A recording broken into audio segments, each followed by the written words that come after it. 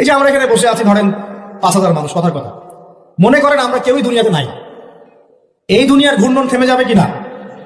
থেমে যাবে? এই দুনিয়া ঘুরবে না ঘুরবে না? রাত দিন আসবে না আসবে না? আমাদের পরিবার থাকবে না থাকবে না? মাঝখান থেকে আমরা আমাদের সময়টা এবং সুযোগটা নষ্ট করলাম। অতএব এত চিন্তা বাদ দেন, চাকরির কি হবে, ব্যবসার কি হবে, আমার মা বোনের কি হবে, আমার পরিবারের কি হবে, আমার এইটার কি সেটার কি, সব চিন্তা বাদ দেন আপনি। এখন আগে চিন্তা করেন যে আমরা দুনিয়াতে কিভাবে আল্লাহর দিন পালন করবো, কিভাবে পরকালে নাজাত পাবো। আগে নিজের চিন্তা করেন। আমরা তো মানুষের চিন্তা করে করে লাইফ নষ্ট করে ফেলে দিলাম। এখন আপনারা শিক্ষা নিচ্ছেন না দিনে। কেন শিক্ষা নিচ্ছেন না? কারণ আপনারা চিন্তা করেন যে একটা সার্টিফিকেট দরকার, চাকরি পাইতে হবে। এই ফ্লোতে যেতে যেতে আপনার 20 বছর 25 বছর চলে যাবে, পরে আফসোস করবেন। ওই সার্টিফিকেট আপনি কার জন্য চান? নিজের জন্য, একটা ভালো মেয়েকে বিয়ে করতে চান, হালাল খাইতে চান, এই তো আপনার সন্তানের ভবিষ্যৎ চান। এটাই তো আমাদের গোল, নাকি? আল্লাহ পাক এগুলো করতে নিষেধ করেন নাই, কিন্তু দিনের শিক্ষা এবং আমল বাদ দিয়ে নয়।